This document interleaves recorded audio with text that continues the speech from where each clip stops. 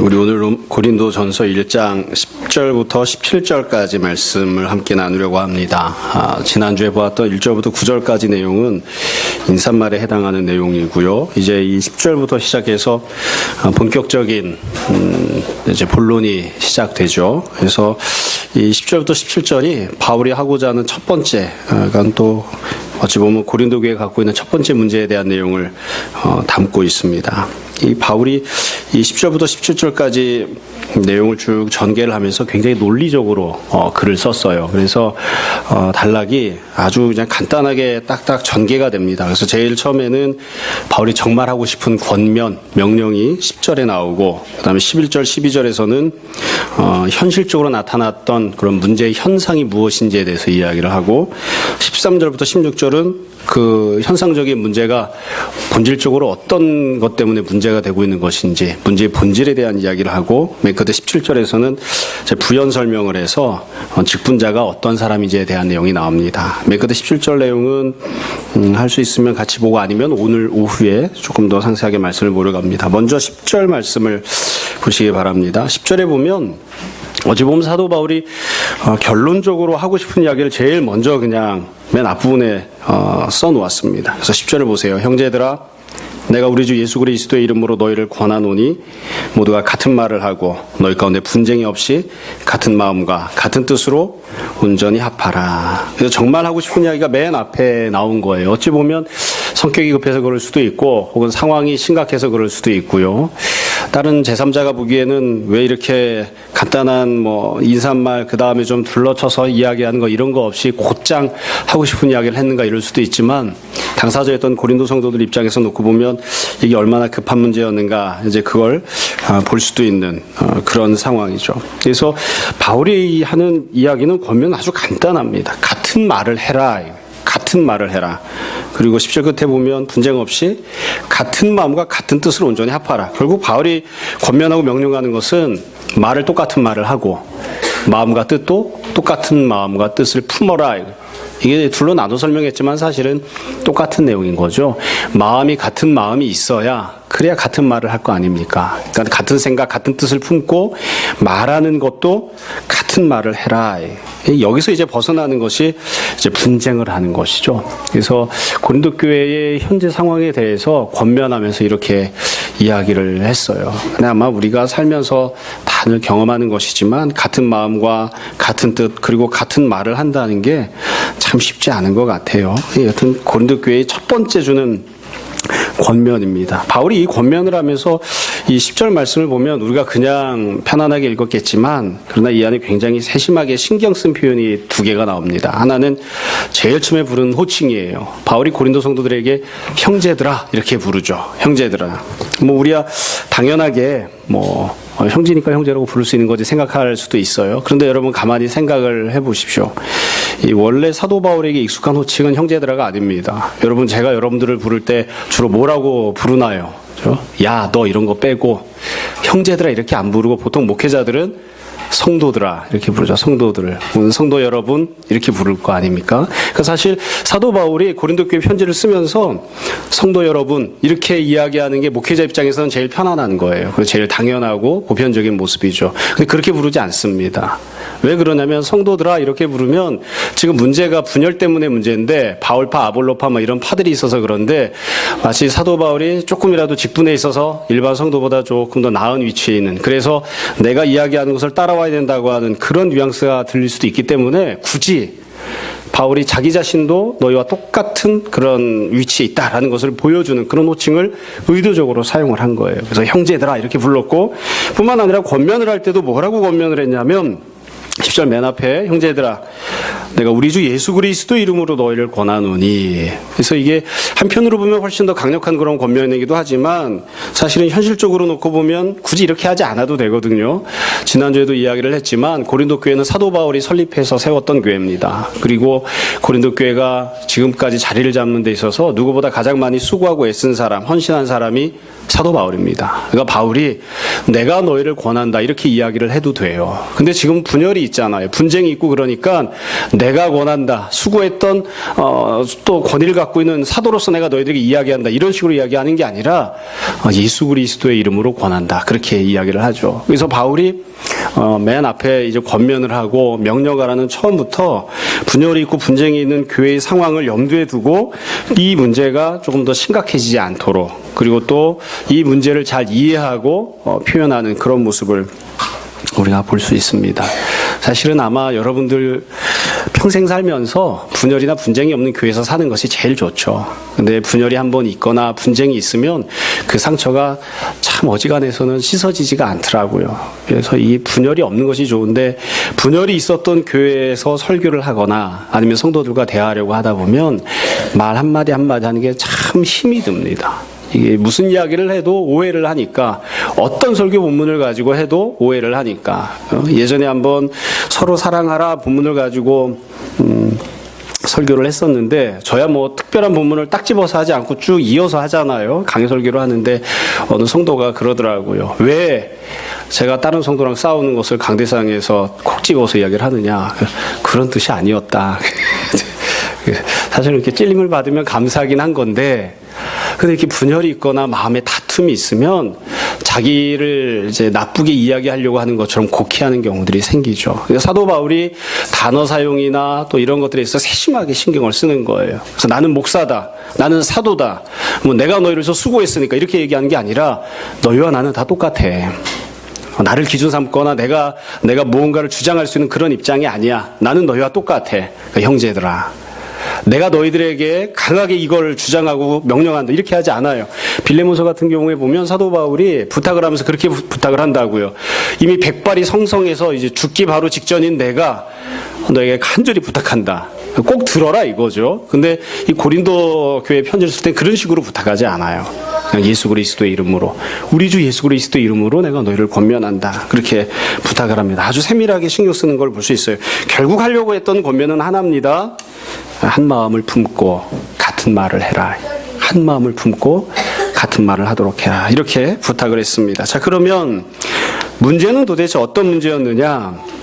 겉으로 드러난 문제가 있었어요. 이제 그 겉으로 드러난 현상에 대해서 설명을 합니다. 11절, 12절인데요. 11절, 12절에 보면 이렇게 되어 있습니다. 내 형제들아, 글로의 지편으로 너희에 대한 말이 내게 들리니 너희 가운데 분쟁이 있다는 것이라. 분쟁을 하고 있는 거예요.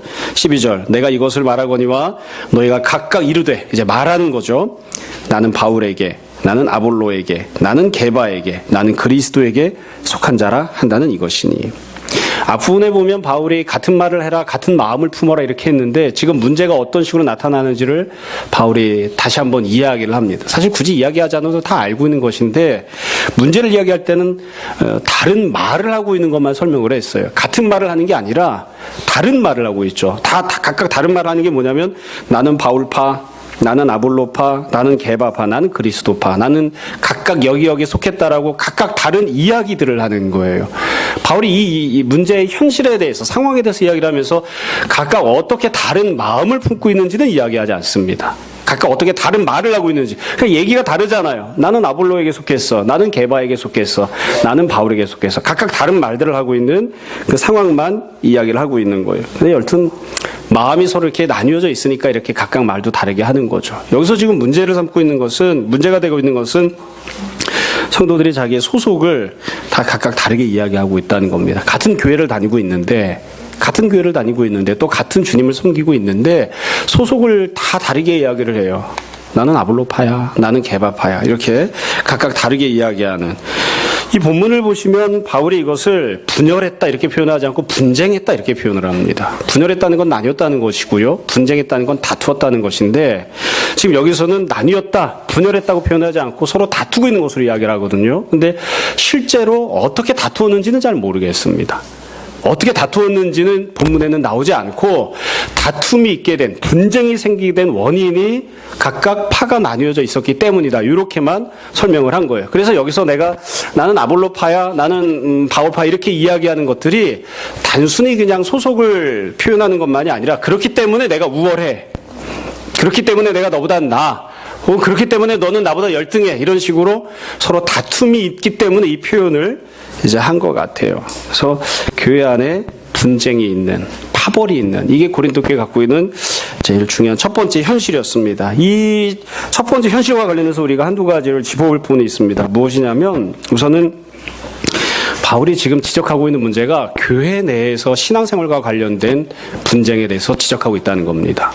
그러니까 여기 보시면 뭐 정치적인 입장에 대해서 혹은 뭐 경제적인 문제에 대해서 이야기하고 있는 게 아니에요. 요즘은 이제 공식적으로 우리나라도 대선 기간이 이제 시작이 되죠. 그래서 사실 정치적인 입장들이 다 각각 달라서 누구를 지지한다 이런 얘기를 하면 성도들이 다 한 마음으로 한 사람만 찍는 건 아니잖아요. 그러니까 자기가 지지하는 사람이 있으면 그 사람에 대해서 비판하거나 혹은 자기가 싫어하는 사람을 지지한다는 이야기를 하면 서로 다툼들이 일어나곤 합니다. 그러니까 가급적 그런 얘기 안 하려고 조심조심 하죠. 그렇죠? 나는 1번이 좋아. 나는 2번이 좋아. 나는 3번이 좋아. 근데 그런 부분들에 있어서 한마음이 되라고 이야기하고 있는 게 아니에요. 교회 안에서 지금 신앙생활하는 것과 관련해서 하나가 되라 이렇게 이야기를 한다고. 근데 이게 매우 중요합니다. 왜 그러냐면 우리가 아직 보지 않았지만 고린도 교회 안에는 신앙생활의 문제만 있었던 것이 아닙니다. 고린도 교회 안에는 가정 안에도 문제들이 있었습니다. 그리고 성도들 사이에 경제적인 생활하는 부분에 있어서도 문제가 있었습니다.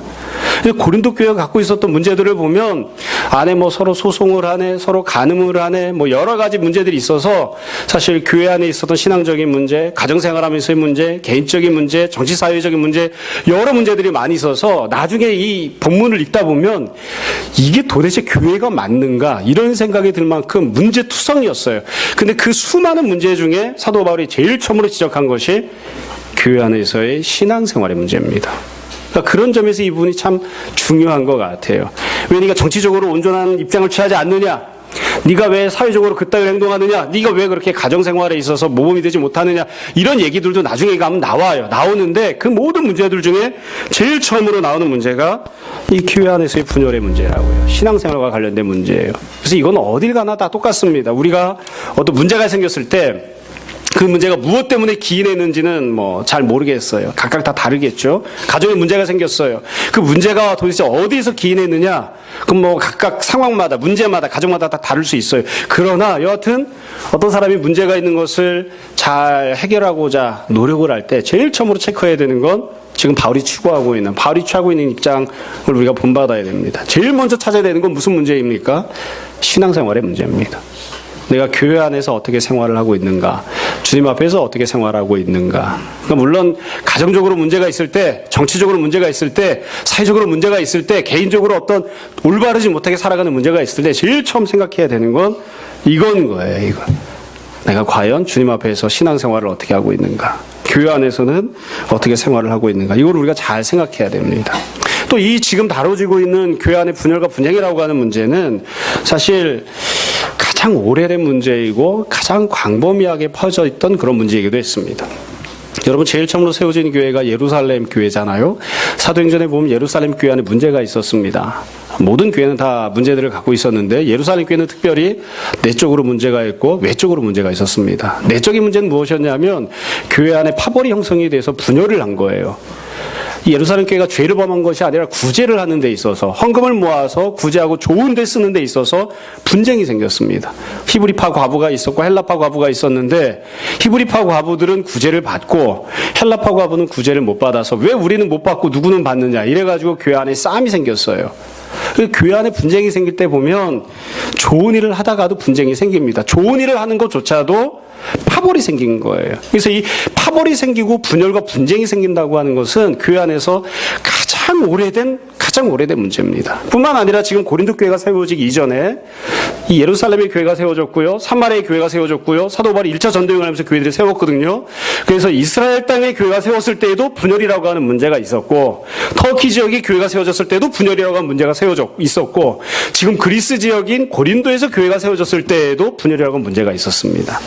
그러니까 이 분열과 분쟁이라고 하는 문제는 특정한 한 지역에서만 생긴 것이 아니라 세워졌던 모든 교회들마다 각 지역들에 있는 모든 교회들마다 똑같이 이 문제가 생긴 거예요. 그러니까 가장 광범위하게 생겨났던 문제인 거예요. 그래서 가장 오래된 문제이고 가장 광범위하게 생긴 그런 문제인 거죠. 뿐만 아니라 이게 이 과거만 있었던 게 아니라 오늘날에도 이 문제가 있죠. 다른 분들은 입장이 좀 다를 수도 있습니다만 저는 그렇게 생각합니다. 이 분열과 분쟁이라고 하는 것은 사실 오늘 현대교회에 있어서는 가장 근본적으로 나타나는 것은 교파입니다. 그러면 감리교와 장로교가 있잖아요. 감리교와 장로교가 왜 생겼는지 모르시죠? 우린 몰라도 됩니다. 예수님만 잘 믿으면 됩니다. 감리교를 이야기하시는 분들은, 주장하시는 교파에서는 우리가 그냥 쉽게 그렇게 이야기해요. 웨슬리파다, 이렇게. 웨슬리파. 제가 예전에 감리교회 가서 예배를 드렸는데, 웨슬리가 이제 회심했던 주간을 기념해서, 이제 무슨 기념주 이렇게 해서 예배를 드리더라고요. 저는 원래 그런 걸 별로 안 좋아해서, 뭐 굳이 그렇게까지 해야지 되나. 장로교는 누구 파라고 하죠? 칼빈파라고요. 칼빈파. 칼빈이 만든 그런 교단이다. 그렇게 해서 칼빈파라고 흔히 이야기를 해요. 사실 전 세계적으로 보면 칼빈의 입장을 따르고 있는 장로교는 소수교단입니다. 우리나라에서는 장로교가 제일 많지만 제일 큰 건 침례교 혹은 루터파입니다. 지금 이야기도 간단하잖아요. 칼빈파, 루터파, 웨슬리파. 다 사람 이름을 가지고 나뉜 거예요. 도대체 이게 왜 생긴 겁니까 도대체? 왜 있어야 되는 거죠? 사실 우리가 현실적으로 놓고 보면 성도들은 자기가 다니는 교회가 감리교인지 장로교인지 잘 모르잖아요. 매우 성경적입니다. 장로교인지 감리교인지 순복음인지를 따지는 건 목회자들이죠. 왜냐하면 목회자들 그렇게 밥벌이기 때문에 내가 어느 교단에 속해 있는지가 매우 중요한 문제예요. 그렇죠? 저도 그래서 여기로 가야 되느냐 저기로 가야 되느냐 뭐 어디든 이제 현실 속에서는 교파가 있으니까 그냥 속해 있기는 하지만 그게 과연 하나님께서 가장 원하시는 예수님이 기뻐하시는 그런 모습일까? 그럼 뭐 우리는 장로교니까 장로교만 놓고 보면 어떨까요? 장로교가 참 정말 파벌이 많죠. 또 이 안에 여러 개가 있다고요. 가장 큰 곳이 우리 교단입니다. 제가 나온 총신, 영어로는 제너럴 어셈블리입니다. 총신, 합동이에요. 합동. 합동 말고 또 다른 교단이 있습니다. 통합 측이라고 해서 합동, 거꾸로 하면 통합입니다. 그렇죠? 영어로 뭘까요? 어셈블리 제너럴이에요. 어디 학교 이름을 쓸 때 보면 우리 학교는 제가 나온 총신은 제너럴 어셈블리고요. 합동이니까. 장신대학은 어셈블리 제너럴이에요. 왜 이렇게 되는지 여하튼 일단 이게 기득권을 형성했기 때문에 합쳐지기가 참 어려운 거죠. 불행한 일인데요. 지금은 합쳐졌지만 예전에 총회를 하면서 우리 합동 측 교단에서 총회를 하면서 대구에서 총회를 할 때 그런 일이 있었다고 그래요. 뭐 어떤 정치적인 어떤 싸움들이 있어가지고 총회 왔던 총대들을 들어온다 못 나간다 그러면서 교회 문을 딱 예배당 문을 막았대요. 총대들이 들어온 거죠. 그리고 전라도 사람 들어오지 마라. 그래서 전라도에 있었던 교회들 3,000개가 떨어져 나가서 자기들끼리 개혁파라고 하는 교단을 따로 만들었어요. 근데 그 개혁파라고 하는 교단을 만들었던 앞에 있었던 목사님이 돌아가시기 직전에 내가 평생 살면서 잘못한 것이 몇 개가 있는데 그 중에 제일 큰 게 이거다. 그리고서는 이유 여하를 불문하고 무조건 다시 합쳐라. 그래서 개혁파랑 총신이랑 합동체랑 합쳤어요. 그래서 갑자기 교회 수가 3,000개가 더 늘었어요. 우리가 아무것도 아닌 것처럼 생각하지만 이런 말도 안 되는 일들도 오늘날 있다고요. 조금 더 현실적으로 이야기를 할게요. 우린 뭐 교단은 별 상관없으니까. 여러분 한국 교회도 보면 우리가 그냥 장사치처럼 장사한다 뭐 이런 또 그다음에 프랜차이즈처럼 교회를 한다 이런 이야기들 종종 하곤 하는데 제가 부교육자로 있었던 사랑의 교회에서는 제자훈련을 아주 중요하게 생각했습니다. 제자훈련 좋은 것입니다. 근데 문제는 뭐냐면 제자훈련하는 교회, 두 날개를 하는 교회, 그것은 마치 그것이 가장 좋은 교회이냐, 그것을 하지 않는 교회는 열등한 교회이냐, 그래서 자기 자신을 기준으로 삼는 거예요. 그래서 알게 모르게 파벌을 나눠요. 파들을. 왜 그렇게 해야 되느냐? 그건 주님이 기뻐하시는 모습이 아니라고. 그래서 이유가 무엇이 되었든지 간에 교회 안에 분열과 분쟁이 있는 것이 오늘날까지도 있어요. 우리가 가장 많이 듣는 분열과 분쟁이 무엇입니까? 우리 교회는 감사하게도 장로님이 안 계셔서 그런데 담임 목사파와 장로파가 있잖아요. 그리고 교회가 조금 더 지나면 원로 목사파와 담임 목사파가 있다고요. 그렇죠? 사실은 뜯어놓고 보면 교회 안에 분쟁을 할 때에 이게 도대체 누구 편에 서느냐, 내가 누구 편에 서 있는 어느 진영에 속하는 사람이 이런 걸 가지고 참 다투고 있는 가장 오래된 그런 광범위하게 퍼져 있는 그런 문제인 것 같아요. 교회 안에 분열이 있고 분쟁이 있는. 교회 안에는 무슨 일이 있어도 분열과 분쟁이 있어서는 안 됩니다. 특별히 사람을 기준으로 파벌을 나누는 이런 일이 있어서는 안 됩니다. 담임 목사파와 장로파가 생길 것 같으면 담임 목사도 그만두고 장로도 그만두는 게 낫습니다. 원로 목사파와 담임 목사파가 생길 것 같으면 원로 목사도 그냥 딴 데로 가고 담임 목사도 딴 데로 가고 분열이 없는 것이 낫습니다. 주님께서 허물으셨던 것을 사람들이 자꾸 다시 세우는 그런 모습이 되어서는 안 되는 것이죠. 그 다음에 사도 바울이 진짜로 하고 싶은 얘기가 13절부터 16절까지 나옵니다. 여러분 11절, 12절은 현상이에요. 문제가 어떻게 나타나고 있는지 현실적인 현상인데 정말로 사도 바울이 하려고 하는 이야기는 13절부터 16절 이 현상이 본질적으로는 어떤 문제인가, 왜 이런 문제가 생겼나, 이런 문제라고 하는 현실이 왜 생겼는가, 본질에 대해서 이야기를 해요. 13절을 보세요. 그리스도께서 어찌 나뉘었느냐, 바울이 너희를 위하여 십자가에 못 박혔으며 바울의 이름으로 너희가 세례를 받았느냐. 이 표현을 사도 바울이 좀 어찌 보면 간접적으로 빙 둘러서 이야기하지만, 그러나 이 그리스도께서 어찌 나뉘었느냐라고 하는 이 한마디가 사도 바울이 하고 싶은 얘기를 여기에 다 응축해서 넣어놓은 겁니다. 분열이 왜 문제냐? 분열이 문제인 이유는 원래 은혜는 예수님이 주시는 거예요. 우리는 목사를 믿기 위해서 교회 모인 게 아니에요. 우리는 목회자의 제자가 되기 위해서 신앙생활하고 있는 게 아니에요. 우리 모두는 다 예수님의 제자가 되고, 목회자는 예수님의 제자가 되도록 성도들을 협력하고 돕고 섬겨주는 역할을 하는 거예요. 그러니까 은혜는 오직 예수 그리스도 한 분으로부터만 내려와요. 근데 예수님이 베푸신 은혜를 마치 그 은혜를 받아 누리게 했던 통로로서, 방법과 수단으로 역할을 했었던, 직분을 감당했던 사람들이 자기가 준 것인 양 그렇게 성도들이 오해하거나 그렇게 오해하는 것을 방치하고 있는 거죠. 그래서 사람을 기준으로 파벌들이 나뉜 것 때문에 이제 문제가 되었다고 지금 사도 바울이 이야기합니다. 다시 설명을 할게요. 이건 뭐 어려운 내용이 아니고요. 우리가 다 잘 알고 있는 거예요. 은혜는, 구원은 오직 예수님 한 분으로부터만 받는 겁니다. 그 누구도 은혜를 만들어주지 못해요. 그 누구도 우리들에게 자기가 어떤 갖고 있는 탁월함이나 능력을 가지고 누군가에게 구원을 주거나 은혜를 베풀어 줄 수 없어요.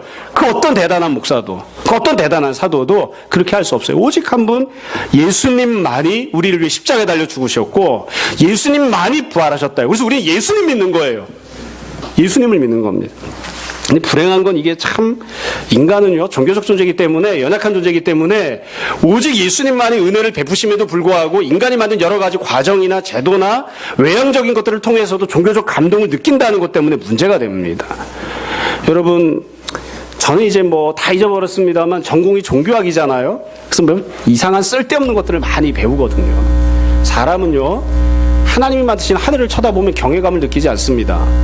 그러나 좁게 만들어서 높이 세워놓은 그런 건물 안에 들어가면 종교적 경외감을 느낍니다.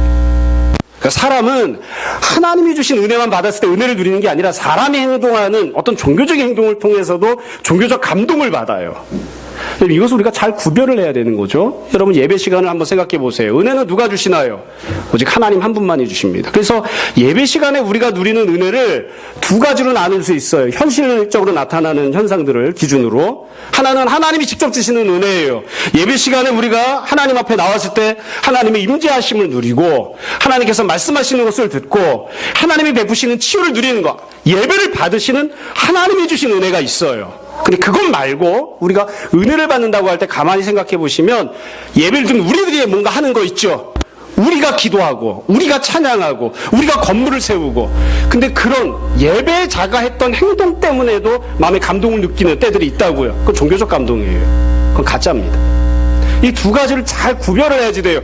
하나님께서 주시는 은혜인가, 아니면 예배를 드리는 예배자인 내가 막 열심히 기도를 하면서 그 안에 도취되어 가지고 어떤 종교적 감동을 느끼는 건가. 하나님께서 만드신 어떤 온 세상을 바라보며 하나님의 임재하심을 누리며 느끼는 은혜인가, 아니면 예배를 드리는 사람들이 만들어 놓은 웅장한 건물을 바라보고 사람들이 만들어 놓은 악기를 보고 사람들이 세워놓은 성가대를 보고 사람이 세워서 하고 있는 것을 통해서 그것을 보고서 어떤 감동을 느끼고 있는 두 가지 잘 구별해야 됩니다. 물론 크게 보면 예배자가 기도하는 과정을 통해서 하나님이 우리들에게 은혜를 누리기도 하십니다. 그러나 그건 본질적으로 하나님이 주신 은혜는 아닌 거예요. 하나님이 직접 베풀어 주신 은혜와 내가 무언가를 하면서 누리는 감동은 매우 달라요. 현실적으로는 다 감정적인 터치가 있죠. 하나님께서 은혜를 주시면 내 영혼이 반응을 하고요, 내 감성도 반응을 하고 내 육체도 반응을 합니다. 내가 열심히 찬양을 하면 내 영혼도 반응하고 내 감성도 반응하고 내 육체도 반응을 합니다. 똑같이 감성적인 반응이 있기 때문에 그게 다 똑같이 은혜라고 우리가 생각을 해요. 그런데 두 가지는 엄연하게 다른 겁니다. 출처가 어딘지를 잘 생각해 봐야 돼요. 지금 사도 바울이 이야기하고 있는 건 간단해요. 은혜는 누가 주시느냐? 예수님 한 분이 주신다. 사도 바울이, 베드로가 천만에 사람은 절대로 은혜를, 구원을, 회복을, 안식을 만들어줄 수 없어. 오직 하나님 한 분만이 너에게 은혜를 베풀어 주셔. 근데 왜 예수 그리스도께서 너희들에게 은혜를 주셨는데 너희가 다 예수 그리스도에게 속한 자로 남아있어야 되는데, 예수 그리스도만을 바라보는 자들, 예수 그리스도만 의지하는 자들이 되어야 되는데 왜 그렇게 하지 않고 왜 바울에게 속한 자, 아볼로에게 속한 자, 왜 게바에게 속한 자 이렇게 되느냐? 마치 예수님 믿는 것이 아니라 아볼로를 믿는 것이냐? 왜 그런 식으로 행하느냐? 그게 문제의 본질인 거예요. 사도행전에 보면 이 베드로가 미문 앞에 앉아 있었던 안진뱅을 일으키는 기적을 행하죠. 그리고 사람들이 다 누구를 보죠? 하나님은 눈에 보이지 않아요. 예수님은 눈에 보이지 않으니까 하나님께서 예수님이 사용하셨던 베드로라고 하는 사람을 주목한다고요. 사람을 쳐다본다고요. 그러니까 베드로가 이야기하잖아요. 왜 내가 행한 것처럼 나를 바라보느냐? 왜 나를 바라보느냐? 신학교 다닐 때 아주 재밌는 이야기를 많이 하시는, 수업 시간에 농담만 하시는 교수님이 한 분 계셨습니다. 저는 학교를 다니기가 싫어가지고 뭐 수업 시간에 배우는 것도 없는데 농담 잘하시고 재밌는 이야기를 많이 하셔서 그분 수업을 그래도 열심히 들은 편이었습니다. 남은 건 없습니다. 근데 언젠가 그분이 예화를 설교 시간에 하시면서 이런 얘기를 하시더라고요. 이게 잘 들으면 웃기고 잘 안 들으면 웃기지 않은 얘기인데요. 어느 날 장로님 한 분이 자기를 좋은 식사를 대접해 주시겠다.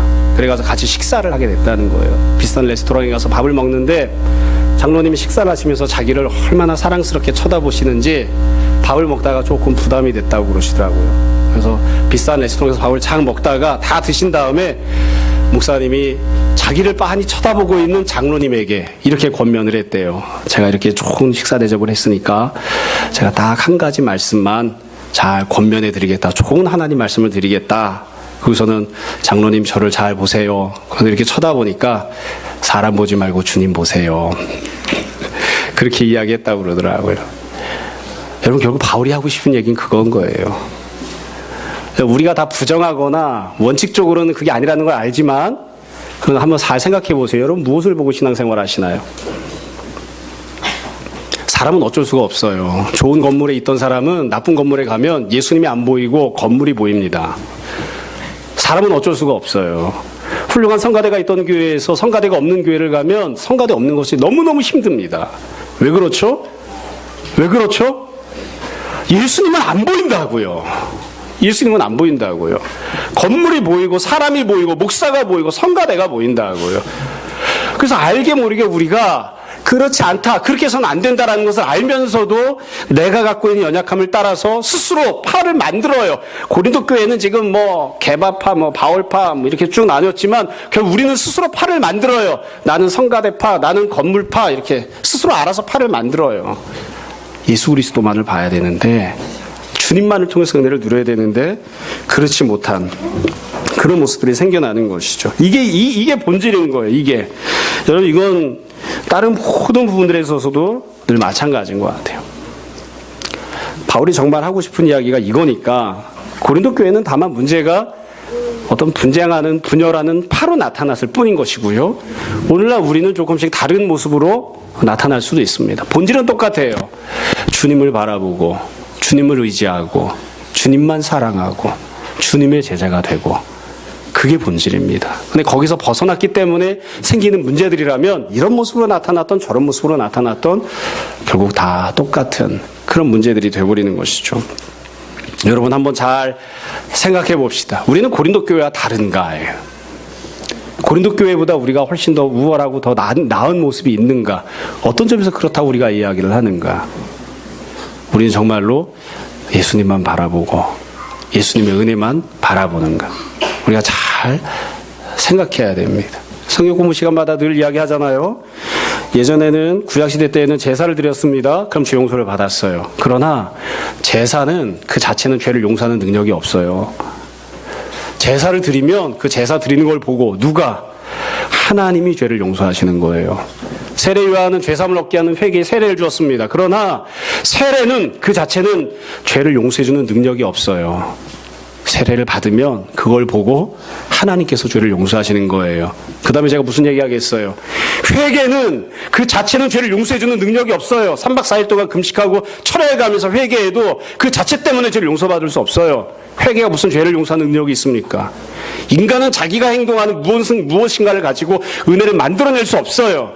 내가 회개하면 주님께서 내 죄를 용서하시는 거예요. 예수님께서 용서하시고 예수님께서 은혜를 베푸시고 예수님께서 인도하신다. 우리가 다 똑같은 이야기죠. 아이들이 학교를 다닐 때, 직장을 다닐 때 그렇게 이야기를 한다고요. 저는 목사니까 이렇게 이야기한다고 생각하실 수도 있어요. 어떤 아이가 좋은 대학을 갔어요. 그럼 묻는다고요. 어떻게 해서 좋은 대학을 갔니? 예, 저는 좋은 고등학교를 다녔습니다. 개떡 같은 소리죠. 우리는 그렇게 생각하지 않아요. A 고등학교를 다녔던 B 고등학교를 다녔던 주님께서 인도하셨습니다. 주님께서 은혜를 베푸셨습니다. 우리 그렇게 고백해요. 예수님께서 은혜를 베푸시기 때문에, 예수님께서 우리를 구원을 베풀어 주시기 때문에 우리가 오늘날 같이 지내고 은혜 가운데 거하는 것이죠. 한 가지만 더 이야기를 하겠습니다. 처음에 말씀드린 것처럼 맨 마지막 17절은 사도 바울이 부연 설명을 다 해놨어요. 그럼 도대체 사역자는 뭐 하라는 거냐? 그렇죠? 지금 파벌이 생겼잖아요. 뭐 게바파, 뭐 아볼로파, 바울파 이렇게 파벌들이 생겼는데, 그러면 은혜는 예수님이 주시는 거면 그러면 사역자들은 도대체 뭐 하라는 거냐? 17절에 보시면 그리스도께서 나를 보내신 것은, 사역자를 세워주시는 것은 세례를 베풀게 하려 하심이 아니요 오직 복음을 전하게 하려 하심이다. 오후에 조금 더 상세하게 설명하겠습니다만 이 부분은 문맥 속에서 읽어야 됩니다. 문맥 속에서. 문맥이 뭐예요? 사역자들을 기준으로 지금 파벌이 생겼잖아요. 그러니까 이 문맥이 17절은 이런 의미예요. 어떤 뜻이냐면 예수님께서 사역자들을 세워주신 것은 그들이 섬기고 헌신하고 사역하고 충성해서 그 결과로 사역자 기준으로 파벌 만들라고, 파벌 생기는 걸 허용하라고, 혹은 스스로 파벌을 만드는 자가 되라고, 혹은 성도들이 그렇게 할 때 그걸 암묵적으로 그냥 방치하라고, 그러라고 사역자를 세우신 것이 아니라 복음 증거하고 예수 그리스도를 증거하는 자가 되라고 주님께서 사역자를 세우신 거예요. 그러니까 성도들이 사역자들을 기준으로 파벌을 만들 때에, 분쟁하고 분열할 때에 허용하지 마라. 암묵적으로 인정하지 마라. 네가 스스로 그걸 만들려고 하지 마라. 그런 의미로 이 이야기를 하고 있습니다. 다시 한번 한 가지 더 말씀드릴게요. 마지막입니다. 여러분, 고린도 전서 성경은 누가 듣는 거죠? 성도가 듣는 겁니다. 고린도 교회 성도들이. 고린도 교회 성도들에게 사도 바울이 설명하는 거예요. 17절에서 사역자를 하나님이 왜 세우시는가? 네가 기준으로 삼고 있는, 나는 이 사람 파야라고 네가 그렇게 이야기하고 있는 파벌의 기준으로 삼고 있는 그 사역자를 하나님이 왜 세우셨는가? 그건 네가 지금 하는 것처럼 파벌 만들려고 그렇게 세우신 것이 아니라 하나님께서 복음 증거하는 그런 수단과 방편이 되라고 세우신 거야. 쓸데없이 다른 거 하지 마라. 그렇게 성도들에게 알려주고 있는 겁니다. 성도들이 알아야 되니까. 말씀을 정리하겠습니다.